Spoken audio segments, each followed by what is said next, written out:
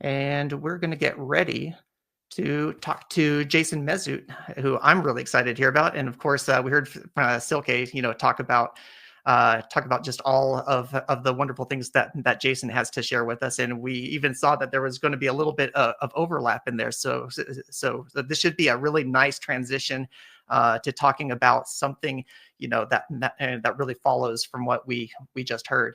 Now, Jason has spent over 20 years working within UX, design, innovation, consulting, and all types of like creative endeavors for leading organizations. And he runs his own coaching, design, and innovation consultancy called Resonant. He also works as a design partner at a group of humans, which is a network for global creative leaders. And he's a coach as well. So he's got a lot of things to share with us. And I'm excited about it. He's going to unveil the latest visual frameworks that he's been developing and using for the last 19 years that help design teams, leaders, and designers to reflect on their career, to understand themselves better, and to define their unique profile and sharpen the focus of a career path. So big focus on career and how to see your future self and prepare yourself for the future. Please welcome Jason MESUT to the stage. Great to see you, Jason. Thank you for having me, and amazing to follow Silke like that. A big fan as well. I am really hopeful for our design industry to have people like Silke in our industry sharing so much knowledge and insight and all of those jobs postings. We're so glad to have you. Cool. Okay, let's get going. Another great person in the design industry that I'm really hopeful that we have people like is Ryan Rumsey, a friend of mine. He teaches a lot in online with various cohorts around kind of helping, future chief design officers. Earlier in this year, he created a website to collect a whole bunch of articles that were talking about the death of design. These are some of the titles. UX is dead. Design industry broken. Design is dead. Prototyping dead. Figma specifically. The end of design. The vanishing designer. UI UX is dying. A crisis of meaning. Design is not that important. Design leaders are in their reinvention era. Designers have explained the value. Executives just don't care. Just an example of some of the extreme rhetoric that's going on. And this is usually from fellow designers. Now, the difficulty with words like these is that no one really wants to feel insignificant or irrelevant. So these words are incredibly damaging to our, ourselves, our psyche, giving us even more self-doubt and feeling even more rejected and worried about our future. We don't want to be questioning who we are, what we do, and why it matters. Sometimes we do need to look at those things, but not be told by other people. So I'm wondering, are we going through some form of a collective identity crisis? And I'm thinking about design industry itself. I'm also thinking about designers like you and me. I believe I've been going through like a 7-year, maybe 8-year now identity crisis. And I'm curious just to kind of put, get a bit of data from you all. It'd be great to, hear your thoughts on what your relationship is with an identity crisis. Are you going through one right now? Have you been through one before? Do you believe you will do in the future? Or do you believe that you won't ever have an identity crisis? Really curious to hear your answers on that. So I'll give you a minute or two while the technology does its thing. Hopefully it's working. Yeah, we got some answers. There we go. Cool. Coming in. Here we go. Okay, so someone was saying, don't really know what it is. Yeah, we can go into that.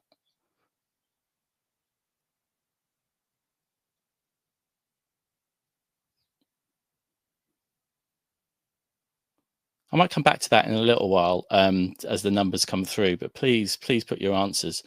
It seems like there's a bunch of people who have been through an identity crisis before or going through one now.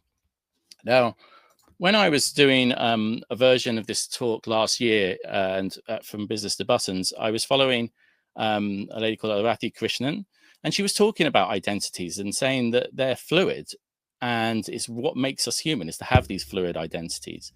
So I'm wondering if what we're really maybe going through is some form of transitional state. Maybe it's a chrysalis. Maybe we're kind of going to become these beautiful butterflies. It's a necessary stage to go through this change. And maybe that reframe is going to be more positive for us as we go forwards. And I really have hope. Hope's been on my mind a lot recently. I've got hope that things can get better. I've got hope that we can make things better. We have that agency. And I believe that we can make better things as well. And I also have hope that we can better understand and better improve ourselves in the process. And in order to help those things to make better things, get better.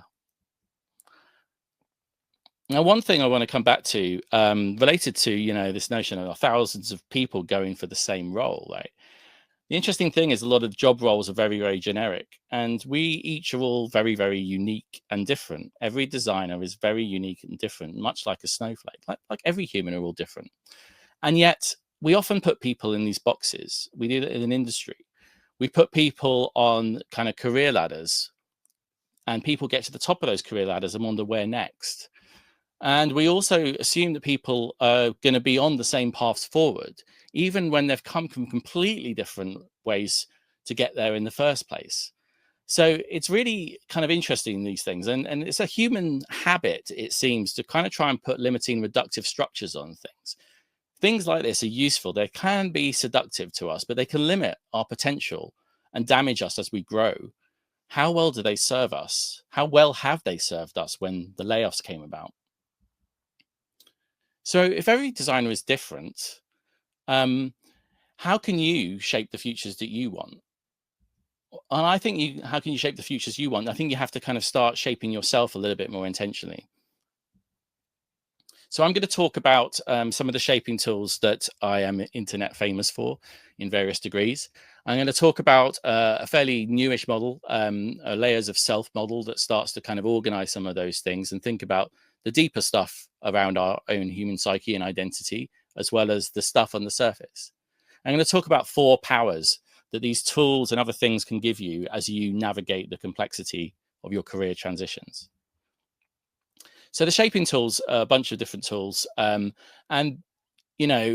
by all means, there's so many different ways which you can navigate and look after your own mental health or navigate your career, anything from the mentoring, coaching, counseling, psychometric tests, doing a whole bunch of yoga. There's a whole bunch of different things that you can do to find yourself and understand what you really, really want.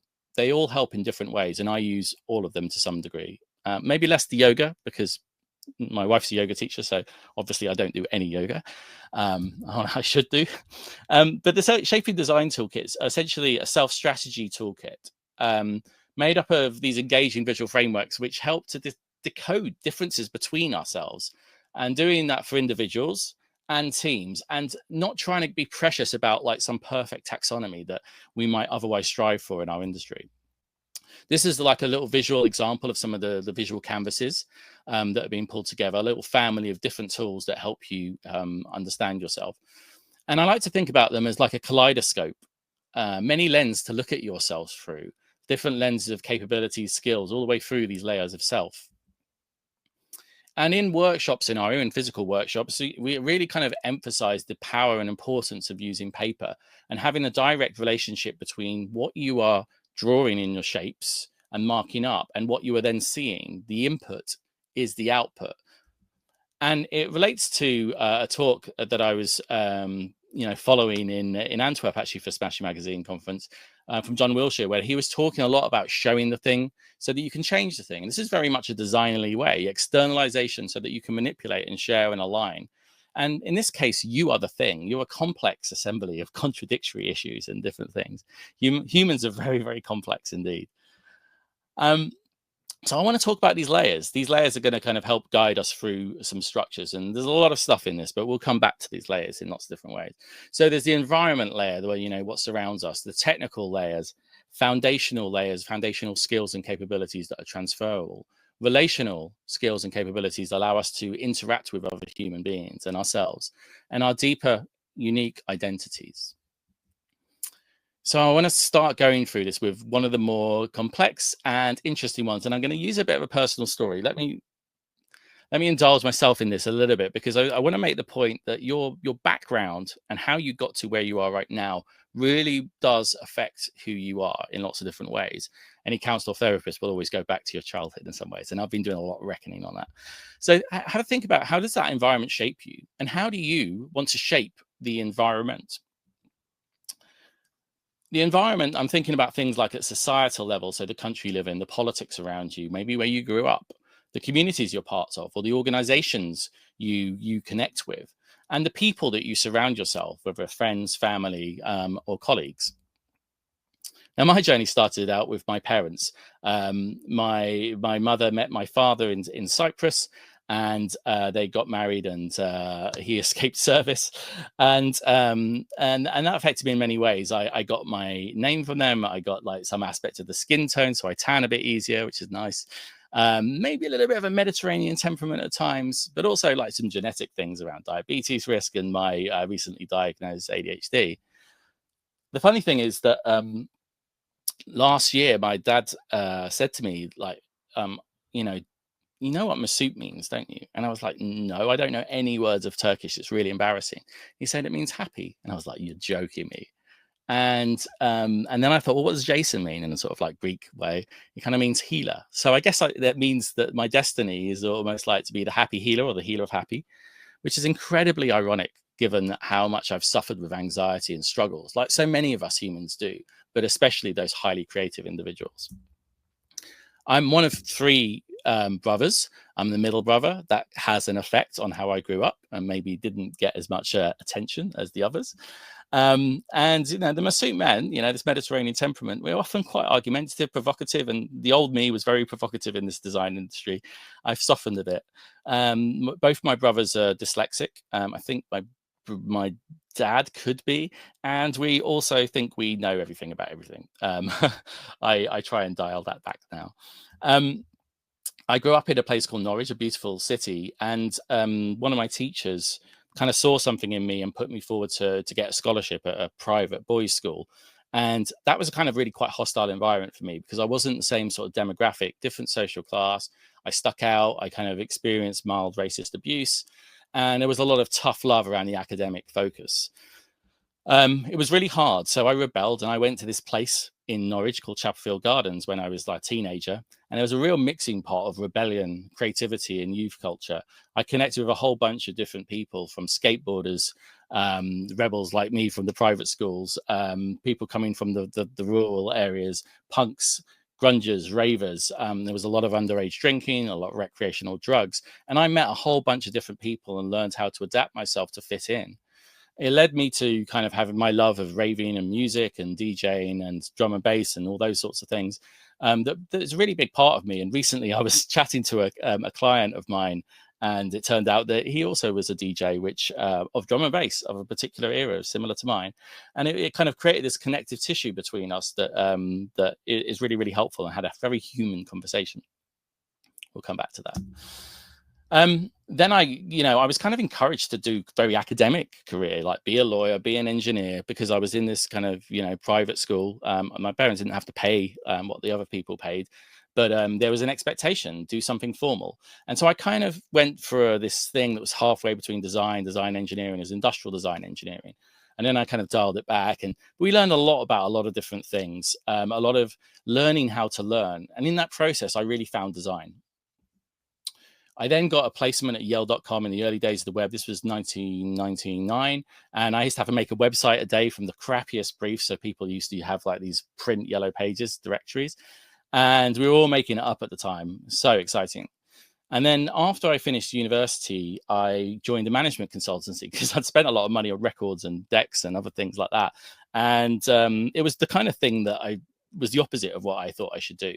And actually, it was probably one of the, I don't know, was it the best? It wasn't easy, but I learned a lot about structuring argumentation, thinking clearer, structuring, selling, but also competition and bad habits as well. But I was continually swimming against the tide, till I found a whole bunch of people at Flow Interactive. They were an early day user experience consultancy, and I learned to rewire my brain and really do primary user research all the time, in that user-centered design a lot of us still advocate for.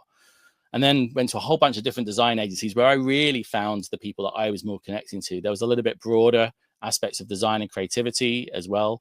And I found my tribe, and I started leading other designers and getting my voice out into the community. I think the first time maybe 20 years ago. And then I kind of took a step off the design ladder. I kind of got to the top of, that organization several times as a design leader, and various things happened to me, which I won't go into right now, but I need to do something different. I wanted to get back into the work and the doing, and got into more of the strategic space and learn to do a lot more structured futures thinking, strategic guidance around physical, digital products, new mobility services, and all sorts of things beyond just digital things. And then 10 years ago, I set up my own business to kind of continue that work. And then maybe 5 years ago, I started kind of learning to be a coach as well, and got more exposure to the other sides of people's psyche as they navigate, being a human in a world of work. As well as part of that, I experienced a lot of professional loneliness. You do. And so I kind of joined a lot of communities, and I had a bit of a breakdown as well and sought my own coach. Along the way, IXDA, the Interaction Design Association, has been a big part of that journey, that career. I've made friends, I've made connections all over the world. I am still a local leader for London. We still do events, and still going strong, 14 years later. And it's really important to have different types of communities so you don't feel alone, so you can share. Events like these, conferences, communities where you can share and normalize some of the issues you're going through are really, really powerful. In fact, last week I did a post around communities. I'm part of a lot of different communities, a lot of things from a work perspective, kind of interest communities, creative communities, music communities. I kind of like the communities. I dip in and out, ebb and flow based on what I need. So all of these things, they're inputs into who I am. I start from a bunch of, biology, and then the environment helps to shape me. And with that shaping of me, I then am learning, I'm kind of feeding what I'm calling the psychobiome, like the microbiome in your stomach, with all sorts of feelings, thoughts, experience, cultures. The amount of talks I've seen kind of becoming part of me in different ways, the insights and ideas, the conversations, they all kind of feed who you are.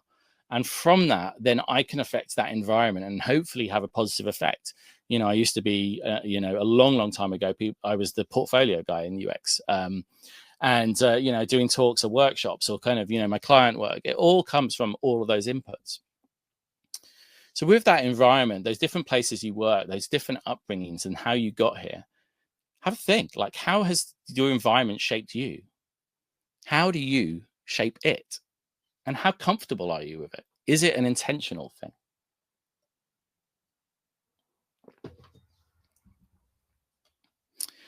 The next level is the technical level. I'm going to whiz through this because you probably are very familiar with these sorts of things. It's where people gravitate to most in my work. And it's where I spend the least amount of time because, we all know these things. There's loads of people creating different skills frameworks around technical skills in the fields of practice and the methods. And these are the sort of capabilities that are specific to your profession. And we're all probably familiar with models like the T-shaped designer or broken cone people, possibly Liz's UX sundial from a long time ago.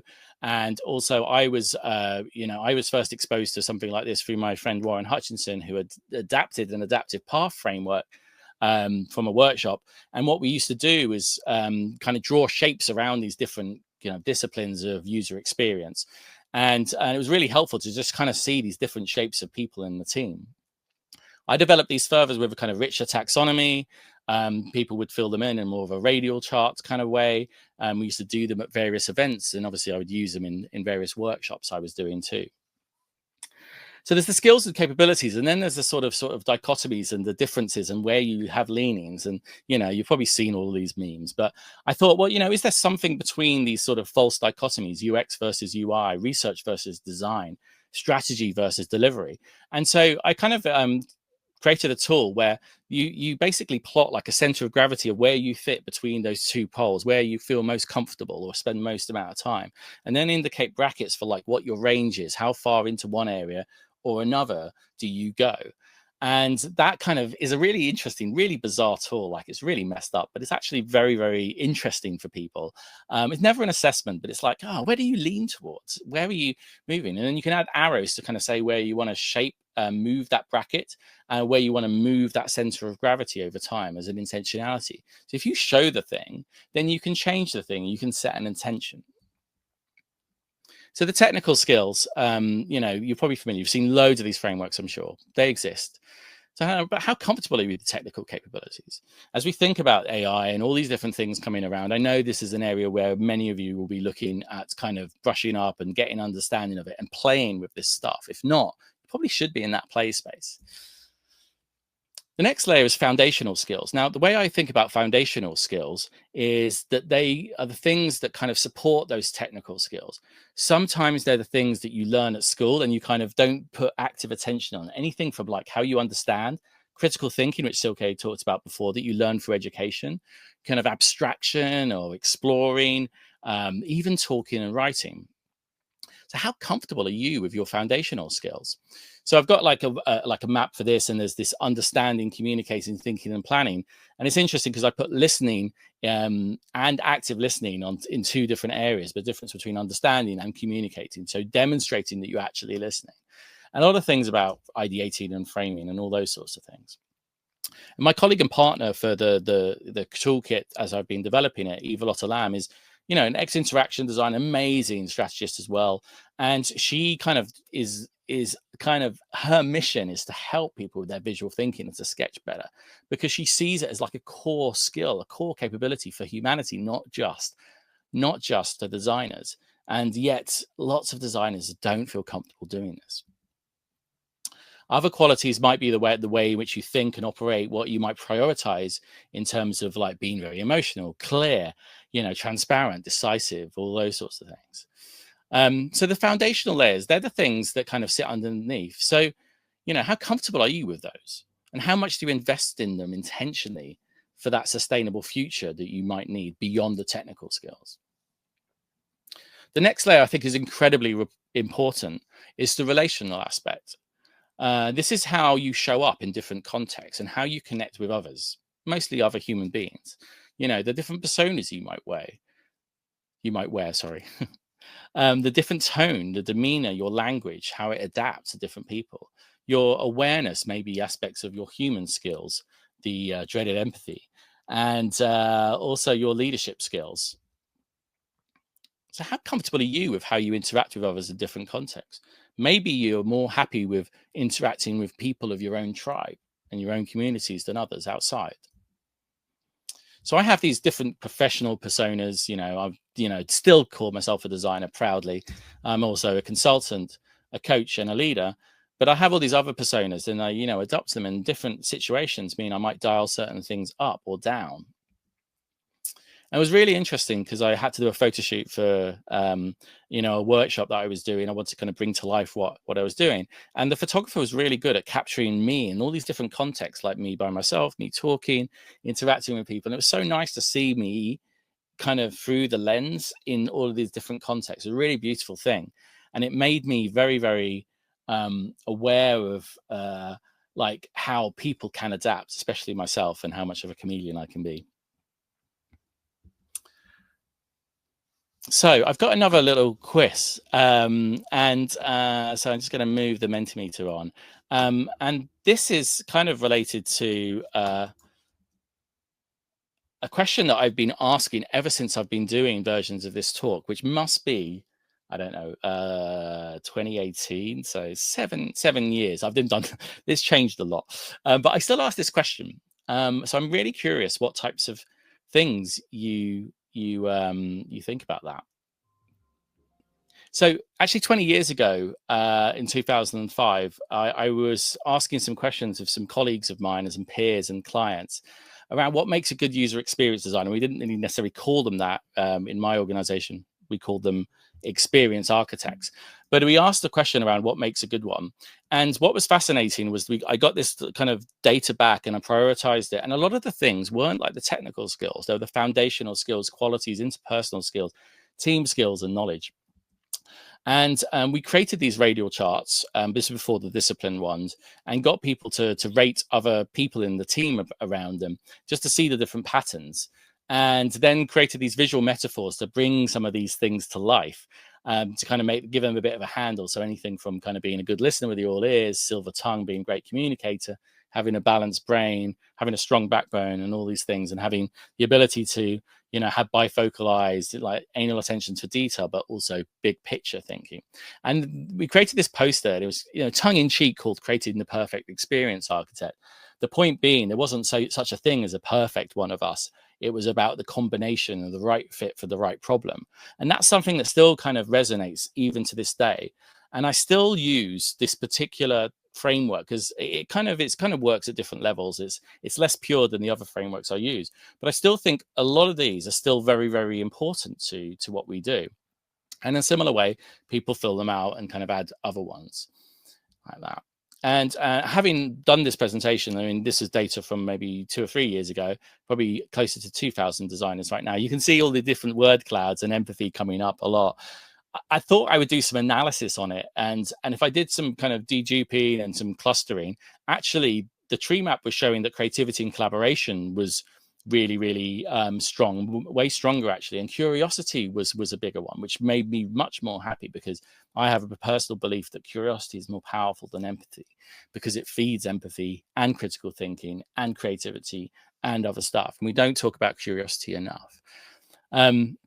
Another tool that I love, use a lot, I created with Martina Hodges-Shell when I was struggling to, I got rejected for a design leader job that I thought I was perfect for. And so with this one, you have these different categories of different aspects of design leadership, the functions of the role, and you map relatively with a particular shape how much time you spend on it, versus in another color, how confident are you in those different areas? And then also in another color, how much you enjoy them. And it's really interesting seeing the overlaps and the deltas between these shapes. There's really interesting questions you can ask, especially if you do it in a leadership team. So another one I tend to use is kind of thinking about the system that you're in and trying to think, what's your value? Who are you providing value to? What's your target value? Because often we're really kind of doing initial value to our immediate team or like our design community, or jumping ahead to the wider society and users and customers. But actually, if we don't understand the other people around us, that you could look at as being in the way of delivering that value to the society, then you're never going to get that work done. But I think it's really important to have the curiosity to understand these people. And so I get people to kind of do that and think about specific people and do a bit of a mapping on what I'm calling this empathy spectrum, which kind of maps a bit more about like a lack of understanding, complete ignorance around those other people and those other stakeholders, and being really compassionate and actually being incited to help them. And actually, maybe for another talk, we can decode empathy a lot more, especially from a neurodiversity perspective. But just trying to get people to be a bit more aware of the system that they're part of and how influence can happen through being curious about how you provide value to lots of different people. Okay, so another tool, it's a kind of a meta tool, and this is really relates to how you show up and like who you are really, which will come back to the identity stuff, but also how you behave in different situations and maybe who you're aspiring to be. And on the other side, there's the notion of what others kind of perceive of you. So how do they perceive your behavior? And as a result, who do they need you to be based on what their needs are? But also, who do they think you really are? And having a look and understanding of what the deltas are between these. And you could do this for lots of different groups of people. Really interesting to see like how you're showing up and if there's a mismatch. So with these foundational and relational skills, these layers, I want to make the point that I believe these to be incredibly powerful for a long-term career and a long-term happier life. The foundational skills kind of help provide structures for all the technical skills you might pick up in the future. The relational skills help you to communicate and interact with other human beings. And that's really, really important, especially in terms of design. Again, this is something from a neurodiverse perspective. It is a challenge to some people, and some people manufacture different personas and approaches to deal with it. And a lot of the time in my coaching, I'm having to help people deal with a relational issue over anything else.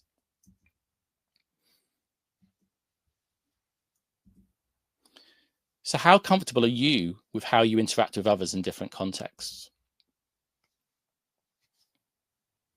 So coming on to identity, with identity, it's really a lot more down to who you really are. And I'm really kind of like talking about a deep level of identity. I'm not so keen on the phrase, but because it's overused, but that real authentic self identity, who you really are, and also what you're really here for. And often that purpose is kind of driven by some sort of chip or some sort of trauma or some sort of bad experience that you feel compelled to do something about. And sometimes you don't really know what it is. And sometimes people try and make you define your purpose in a workshop in a couple of hours. And that is kind of a bit of a fool's game in my mind. And then it comes down to values and what really matters to you. So who are you really? And what do you really want? These are big questions for most coaching engagements and in counseling as well, therapy. One of my favorite quotes was shared via Vivian Castillo, but it's actually from Alexander Den Heyer. And it was this quote that says, "You often feel tired not because you've done too much, but because you've done too little of what sparks a light in you." This is the quote that sums up burnout. You know, breakdowns, burnout. You're putting a lot of energy into something, you're not getting much back. It's not connecting with what you really care about. You're doing things that you just don't enjoy. And so many people end up doing things they hate and don't enjoy anymore. They lose themselves. They follow the money, they follow the status, and then they have a breakdown. So have a think. Have a think after this talk in the future. What sparks a light in you? What really does? I tend to probe this a lot with the people I coach. And, you know, sometimes we'll use a career timeline to get people to map their career, map the emotional highs and lows, get a good sense of which things were bringing them up, what was pulling them down. And this can provide clues into the sorts of things that they are energized by. A great tool is the Wheel of Life as well. It's a common coaching tool. My one has a lot of categories because I'm complex. You know, I might separate out by the work life and personal life. And what you do is you either take a defined set or you come up with your own categories of what's more meaningful to you. And then you rate how happy you are with these different aspects of your life. And it can take you on a bit of a journey into kind of getting a perspective on where you're at and like how imbalanced or unhappy you are with some of the things that should really matter. And that can give you a sense of what you need to change. Show the thing, change the thing. You can also do things like with brand words and value words to kind of get a sense of, you know, what these things you care of and like prioritize some different values. And one exercise that I like using, sometimes a leaving card, sometimes an 80th birthday party, is getting yourself in the zone of the other people around you, people that you may be saying goodbye to in the future, or came to your 80th birthday party, and kind of get them to talk about you as if what you did for them, what was the impact on them, and how you were, the qualities and also the impact. And I used an exercise like this in my coaching when I was being coached by Julia Whitney to kind of come up with a vision, which I'm not sharing here, a bunch of initiatives, but some specific outcomes of things that I wanted to achieve around my family, joy to many, the community, progressing the practice and developing stars, and some principles of how I wanted to be while doing them. Some different mannerisms, behaviors, kind of driven by the qualities. And this helps. And I think most of these I'm pretty okay with. I probably could refine the messaging for sure, but this was done about, again, 7 or so years ago. So how comfortable are you with who you really are? Do you know? And how has it changed over time? So a whole bunch of layers, a whole bunch of pictures alongside them. These different layers are really interesting. Like it's not everything. There's maybe different ways to do it. You know, some of my tools kind of cut across multiples. I get that. It's not pure, just a way to think about things, a little model and a framework. And another way to think about it is this kind of popular trope in design and IA and technology around pace and shearing layers, where different layers essentially are kind of changing at different paces. So, you know, fashion changing way quicker than nature, or the stuff within a room changing more frequently than the foundations of a building. In a similar way, if you think about these layers, the stuff on the outside and the environment is always changing. It's kind of fluster and roles and titles and all sorts of rhetoric. But the technical skills, for example, there's a faster rate of change, a greater frequency of change, and it's more tangible, it's more obvious, but probably less unique to you. The deeper in you go, it's harder for a human to understand, and it's less comfortable because there's not many people like that person that you are, and that can make you feel lonely. And so I think it's really important for our work as humans, but also as designers, because, you know, knowing who you really are and knowing these different layers, like that stuff deep inside of you, I believe strongly that it helps with the expression and creation of the things in the world. The human cannot be taken outside of a human-centered design process. We have effects on it, for the better and for worse. But it takes a lot of reflection and self-discovery to get into the center, into the deep stuff. So I'm wondering, which layers of self are you most connected to and investing in? And I'm just going to pop this out here, and maybe I'll make sure I move on the Mentivita this time. Well, of course, a lot more on that one. I'll come back to that, shall we? So which layers of self are you actively investing in now? What are you most conscious of? Please feel free to kind of put comments in the chat as well, and I'll give a minute or two on this one.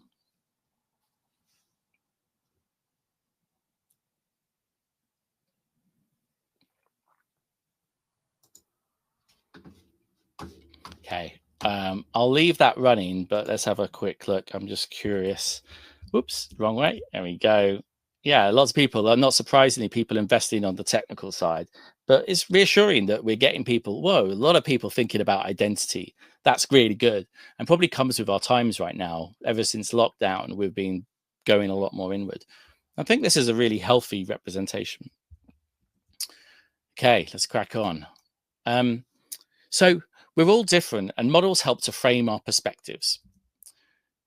These are just some of the examples, and I've shown you a bit more of these. I've gone very, very quickly through them just to give a taste. Like I said before, these are like a kaleidoscope. There are many lenses to look at yourself through and understand where you might be different from someone else. They're born out of what I used to call shaping workshops, still do actually, shaping workshops, where I believed that I could engage designers in self-reflection to guide their development and gather data to create more robust industry-wide models, develop better, stronger, bespoke competency frameworks for organizations. And I've done this across the world in lots of different places. I've helped people do it in remote locations if I can't be there. I've done a lot of travel and met a lot of different people, and it's been very, very well received. And, you know, not everyone loves it. It's hard work for some people. Some shots of different people. This was a particularly one on the top left around really hot Miami, 60 people in a room. They were pretty tight. This is in Tokyo as well to the right. And different ways that people are playing with objects. And it just helps to kind of break the barrier, the psychological barrier, to have more playful things sometimes. So playing with Skittles or doing the visualizations where the input is the output really engages the people. Because partly is showing that thing allows you to then think about how you want to change it. And then when you can change it, then you can show it again. Because you're a complex assembly of these contradictory issues. You can do this stuff in teams as well, and it's really interesting. You can see the patterns. It's very rare for people to be the same on any one tool, but even more rare, in fact, I don't think I've ever seen it, to see multiple people with the same profile against lots of different lenses. And they're quite constrained. It's quite surprising. So there's lots, it shows you there's diversity in the team. And look, I know it's all self-reflection. It's not like a consistent rubric. It's not really about that. That work gets confused, and we can debate the merits of that later, I'm sure. But it gives a sense of the diversity in the team, and also helps normalize the differences and maybe what you bring.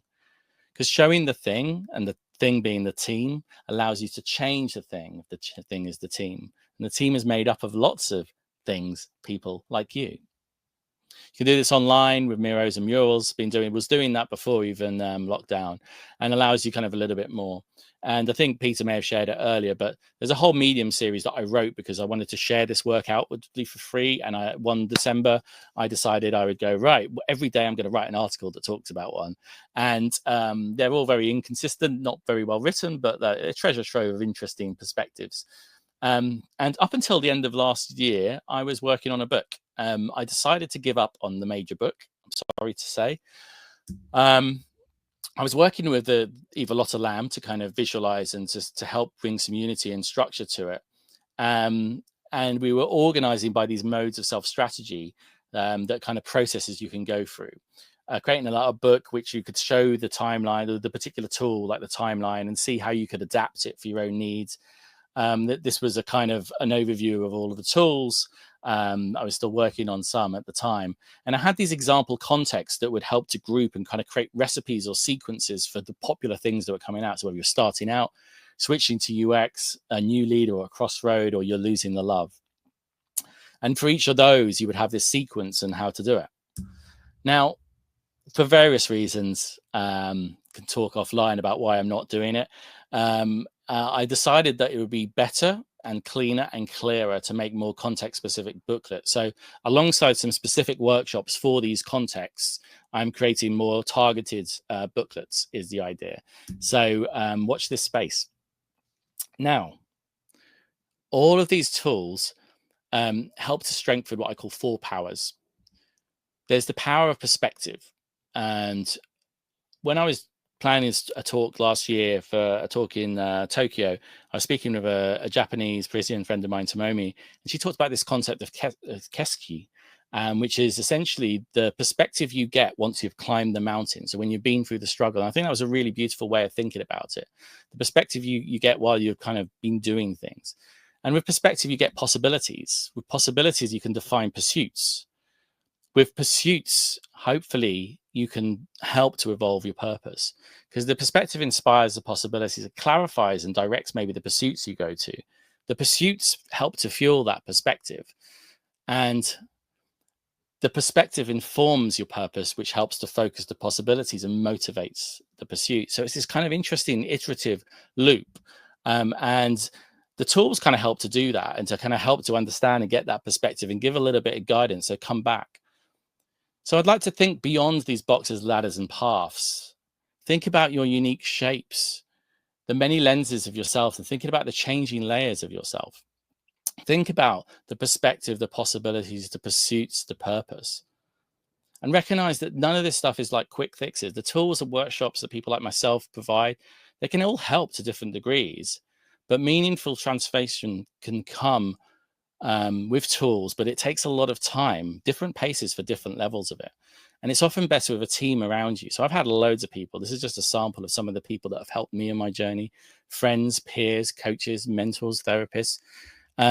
If you don't have someone, find someone. It really is important to do this work. And I love this quote from one of my favorite drum and bass tunes. It's this quote actually from On the Pulse of Morning, which was the inauguration for Bill Clinton's speech. And it's like each new hour holds new chances and new beginning. The horizon leans forward, offering you space to place new steps of change. It's a nice little kind of snippet to say, like, we have the ability to kind of start to lean forward to make the steps that we want to make. And it's hard right now. I get that it's hard. We have loads of uncertainty. We don't know what's right. But there's always something that we can do that we know is going to be valuable. And maybe that's at the deeper levels. Remember that identities are fluid. It's what makes us human. And how can we make hope possible rather than the despair of the death and the dying and the ending of design, making that despair inevitable? I have hope. I hope that you do too. I have hope things can get better, that we can make things better, that we can make better things. We can better understand and better improve ourselves to do that. So I'm curious, what will be your new steps of change, and which layers of selves will you invest in and how from now? If you're interested in some of the things, I do a whole bunch of different things. Please follow. There's a link in the document already. QR code. Sign up to my newsletter to get the latest on any of the workshops I'm doing online. I also host monthly R&D reflection and direction sessions. I'm doing one tomorrow. Very, very cheap. Just a way to look back on the month and look forward. And I do coaching for individuals and teams as well. A bunch of other stuff as well. I want to give back. It's really important. The community gives me so much, so I want to keep on giving because I believe in design, you, and what we can do. We're still needed. We're still valuable. Whatever anyone would like to go.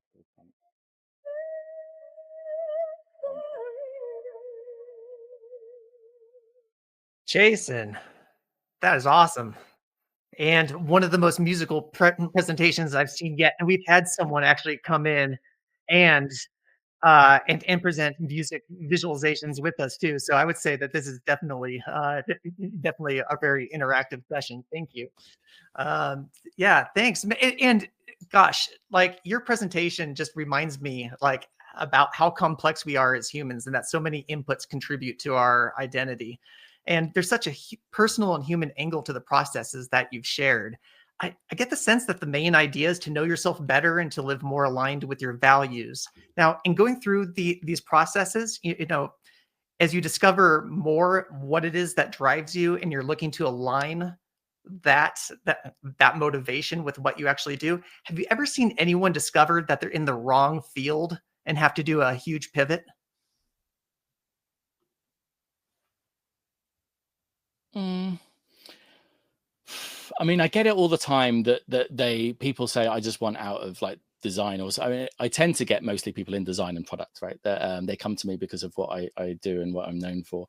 Yeah, I think people have this awareness and they go out to it. In fact, someone I know, she and I wasn't coaching her, but she went into like physiotherapy for a while, and then she came back to UX and stuff. It was super interesting, but it was like going, I think it's okay, you know, it's okay to also explore something different and possibly come back, you know. Just actually in relation to that, like I'm sort of in that spot right now for various reasons. I wanted to keep on consulting and still be around design and strategy, um and I wanted to do more coaching as well, and I wanted to balance the two, but unfortunately in this market, like financially, it wasn't holding up, and I had a really awful time, really.